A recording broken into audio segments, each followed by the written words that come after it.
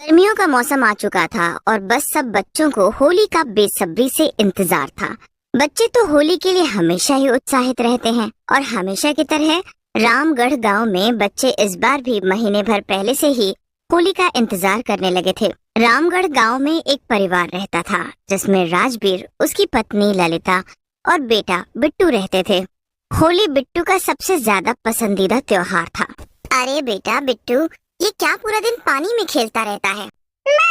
होली है, मुझे खेलने दो ना। होली 1 महीने बाद है, अभी कौन तुझे होली खेलता दिख रहा है? चुपचाप से अंदर आ जा और पढ़ाई कर। ललिता बिट्टू को बहुत डांटती और बिट्टू रोनी सी शक्ल लेकर अंदर आ जाता है। बिट्टू का पढ़ने में बिल्कुल मन नहीं लग रहा होता। उसका ध्यान बाहर खेल रहे बच्चों में ही लगा रहता है। पूरा दिन ऐसे ही निकल जाता है और अगले दिन बिट्टू स्कूल के लिए निकलता है। बिट्टू और उसका दोस्त राजू दोनों साथ में स्कूल जा रहे होते हैं।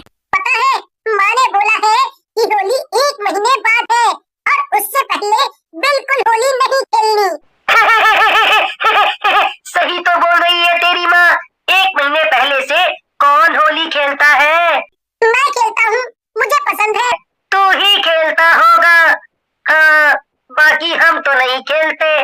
बिट्टू बड़ा उदास होता है और स्कूल की छुट्टी के बाद अकेला ही घर आ रहा होता है। बिट्टू उदास होकर घर की तरफ आ ही रहा होता है कि तभी रास्ते में उसे एक औरत दिखती है जिसके पास ढेर सारे रंग होते हैं। बिट्टू उसे देखकर बड़ा खुश हो जाता है। वो वहीं खड़ा होकर बड़े ध्यान से उस औरत को देख रहा होता है।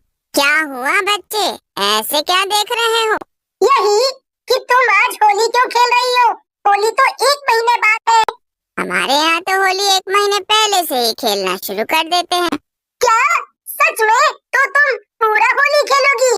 और क्या, होली तो मुझे बड़ी पसंद है। देखो मेरे पास कितने सारे रंग हैं। आओ तुम भी खेलो मेरे साथ होली। मैं? नहीं नहीं, माँ डांटेगी। अरे तुम्हारी माँ को पता ही नहीं चलेगा। चलो तुम मेरे साथ और हम बड़े मजे करेंगे। मेरे पास बहुत सारे रंग और पिचकारी है। बिट्टू उस औरत की बातों में आ जाता है और उसके साथ चल देता है। वो औरत कोई आम औरत नहीं होती, वो एक चुड़ैल होती है। वो बिट्टू को एक सुनसान रास्ते से लेती जा रही होती है। बिट्टू बड़ा खुश होकर साथ साथ चल रहा होता है और उसे पता ही नहीं चलता कि उसके साथ चलने वाली औरत चुड़ैल में बदल चुकी है। चलते चलते वो लोग काफी आगे निकल जाते हैं और फिर बिट्टू बोलता है, हम कहाँ जा रहे हैं आंटी? बिट्टू को कोई जवाब नहीं मिलता। बिट्टू फिर से पूछता है पर फिर से कोई जवाब नहीं मिलता। बिट्टू को जब बार बार पूछने पर भी जवाब नहीं मिलता तो वो उस औरत की तरफ देखता है। बिट्टू के सामने एक चुड़ैल होती है जिसे देखकर बिट्टू की चीख निकल जाती है। क्या हुआ बच्चे, कहाँ जा रहे हो? अरे तुम मुझसे डर क्यों रहे हो? मैं तुम्हें कुछ भी नहीं करूँगी। तुम तो एक चुड़ैल हो, कैसे कुछ नहीं कहोगी? चुड़ैल बहुत बुरी होती है, मैंने सुना है। वो लोगों को कच्चा खा जाती है। चुड़ैल 2 तरह की होती है, अच्छी चुड़ैल और बुरी चुड़ैल। बुरी चुड़ैल ऐसा करती होंगी पर मैं तो अच्छी चुड़ैल हूँ। मैं तुम्हें कुछ भी नहीं कहूँगी। मैं तो तुमको अपने साथ होली खेलने के लिए लाई हूँ और तुम अकेले ही नहीं हो, तुम्हारे जैसे बहुत सारे बच्चे हैं जो वो दूर होली खेल रहे हैं। क्या सच में? उनको तुमसे डर नहीं लगा? कैसा डर? मैं उनको कुछ नुकसान थोड़ी पहुंचाती हूँ जो वो मुझसे डरेंगे। बिट्टू चुड़ैल के साथ एक अलग ही दुनिया में जाता है जो गांव से बड़ी दूर होती है। वहाँ सब कुछ बड़ा ही अलग होता है। उस जगह सब चुड़ैलें एक दूसरे के साथ होली खेल रही होती हैं। बिट्टू ये सब देखकर बस देखता ही रह जाता है। मैंने बोला था ना, ये हमारी चुड़ैलों की दुनिया है और यहाँ सब कुछ जादुई है। यहाँ हम 1 महीने पहले से ही होली खेलना शुरू कर देते हैं। मैंने जब तुमको अपने दोस्तों से बात करते सुना तो मुझे लगा कि तुम्हें होली का अलग ही शौक है। तब मुझे लगा कि तुम्हें होली का अगर इतना ही शौक है तो क्यों ना तुमको मैं अपनी दुनिया की होली दिखाऊं। आप तो सच में एक बहुत ही अच्छी चुड़ैल हो। चलो अब ये सब बातें छोड़ो और जल्दी से मेरे साथ होली खेलने चलो। आज तुमको मैं दिखाती हूँ चुड़ैलों की होली आखिर कैसी होती है। बिट्टू चुड़ैल के साथ आगे जाता है। वहाँ बहुत सारी चुड़ैल और उनके बच्चे होते हैं। पहले तो वो भूतिया बच्चे बिट्टू को देखकर चौंक जाते हैं पर फिर चुड़ैल सभी बच्चों को बिट्टू से मिलवाती है। बिट्टू सबके साथ घुल मिल जाता है और उनके साथ होली खेलने लगता है। बिट्टू भी वहाँ रखा गुलाल सबको गालों पर मलने लगता है। सब एक दूसरे को गुलाल लगा रहे होते हैं। काफी देर बिट्टू उन बच्चों के साथ होली खेलता रहता है। बिट्टू इतना खुश होता है कि उसे होश ही नहीं रहता कि वो स्कूल से सीधा वहाँ आ गया है। अरे बच्चों, कब तक होली खेलोगे? चलो आओ, कुछ खा लो। खाना? अरे मुझे भी बड़ी भूख लग रही है। सारे बच्चे खाने के लिए पहुँचते हैं तो वहाँ एक आंच पर बड़ी सी हांडी रखी होती है। हांडी के पास एक टेबल पर ढेर सारा खाने का सामान रखा होता है। बच्चे इतना सब देखकर खुशी से पागल हो जाते हैं और खाने लगते हैं। पर तभी चुड़ैल सबको डांट देती है।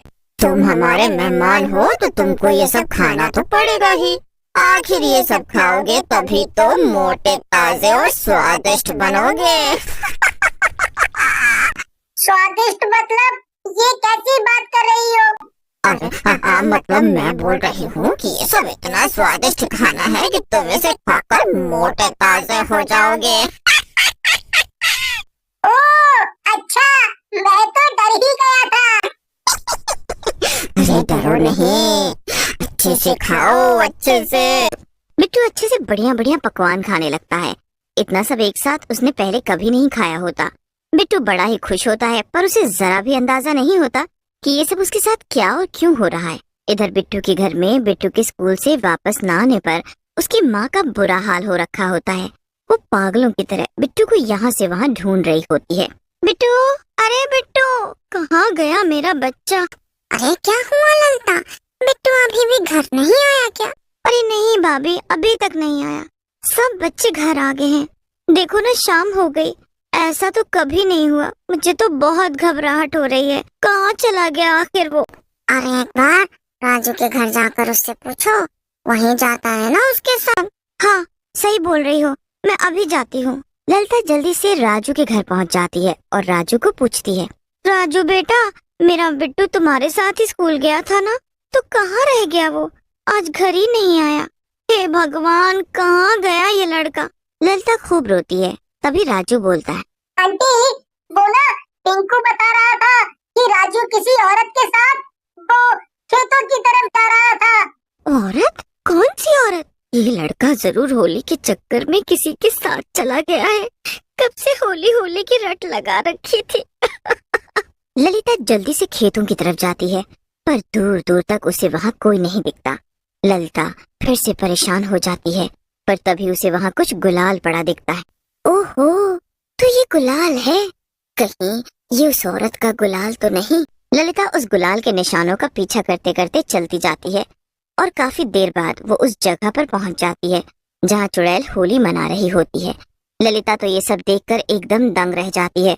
उसको अपनी आंखों पर विश्वास ही नहीं हो रहा होता। फिर जब उसकी नजर बिट्टू पर जाती है तो उसके होश ही उड़ जाते हैं। दो चुड़ैलों ने बिट्टू को पकड़ रखा होता है। बिट्टू बुरी तरह रो रहा होता है। बिट्टू को ऐसे रोते बिलखते देख ललिता बड़ी परेशान हो जाती है। उसे समझ ही नहीं आ रहा होता कि आखिर वो बिट्टू को कैसे बचाए। वो जल्दी से भागती हुई वापस गांव जाती है और गांव वालों को सब बताती है।